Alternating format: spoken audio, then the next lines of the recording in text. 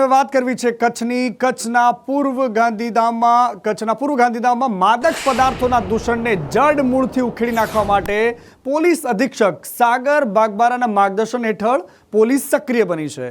વર્ષ 2025ના શરૂઆતના ગાળામાં માત્ર 3 કેસો નોંધાયા હતા। તેની સરખામણીએ 2026માં પોલીસની સતર્કતાના કારણે જાન્યુઆરી અને ફેબ્રુઆરીમાં અંજાર, આદિપુર, ગાંધીધામ, સામખિયારી અને રાપર સહિતના વિસ્તારોમાં પોલીસ સ્ટેશનોમાં 15 જેટલા એનડીપીએસના ગુના નોંધાયા છે।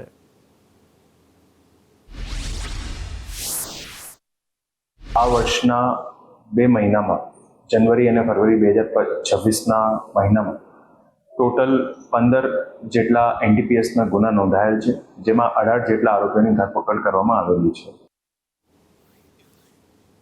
અને આ તરફ અમરેલીના જ્યોતિષ છે જયપ્રકાશ મોઢક। એમણે 2 દાયકા પહેલા એક ભવિષ્યવાણી કરેલી ઈરાન અને અમેરિકા વચ્ચેના સંઘર્ષની જે ભવિષ્યવાણી કરી હતી તે ગઈકાલે ઈરાનના સુપ્રીમ લીડરના મોત સાથે સાચી સાબિત થઈ।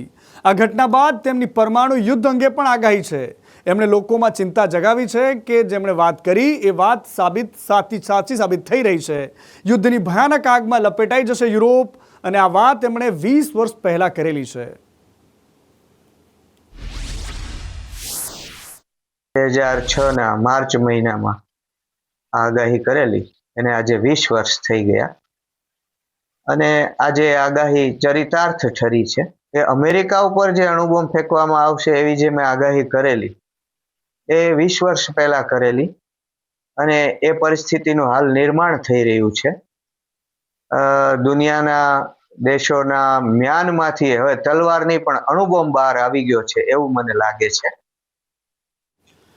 અને આ તરફ જૈનોના શાશ્વત તીર્થ એવા પાલિતાણામાં આસ્થા અને ભક્તિનો સંગમ જોવા મળી રહ્યો છે। ફાગણ સુદ તેરસના પવિત્ર દિવસે જ્યાં આદિનાથના જયઘોષ સાથે વહેલી સવારે 4 વાગ્યાથી જ વિશ્વ પ્રસિદ્ધ 6 ગાઉની પરિક્રમાનો પ્રારંભ થયો।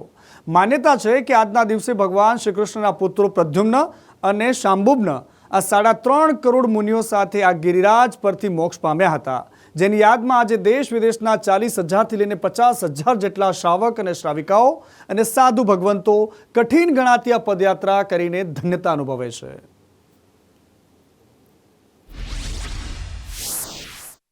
આજે ફાગણ સુદ તેરસની ફેરી કરી રહ્યા છે।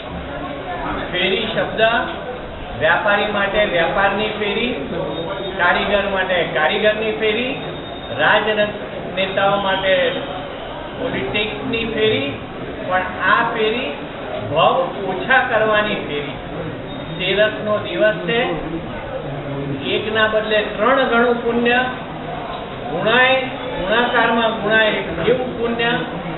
દરેક યાત્રાળુઓ પૂર્ણ શ્રદ્ધાથી પોતાના ભવના ફેરા ઓછા કરવા માટે આ યાત્રા કરે છે। મેં પહેલી વાર આજે 6 ગામની યાત્રાનો અનુભવ કર્યો। મને લાગતું હતું કે હું કદાચ આ યાત્રા પૂર્ણપણે કમ્પ્લીટ નહીં કરી શકું, પણ મેં શાંતિથી કરી, અને બધું મારા દાદાના કારણે। बिल्कुल 6 गाँव की यात्रा हमने सकुशल पूर्वक पूरी करी है और बहुत आनंद से पूरी करी है। मैं पूरी फैमिली के साथ आया। ये मेरी 6ठी यात्रा है, पूरी फैमिली के साथ आनंद आया। मुंबईથી યાત્રા કરવા માટે આવીએ છીએ।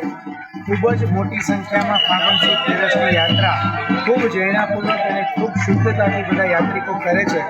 ખૂબ અનુમોદના છે, અને પાલિતાણા પ્રશાસનની પણ ખાસ અનુમોદના છે। જે વ્યવસ્થા આપી છે પ્રાર્થના મંડળ ભાવનગરનું, ખૂબ ઉત્તમ પ્રકારની व्यवस्था यात्रिकों માટે કરે છે।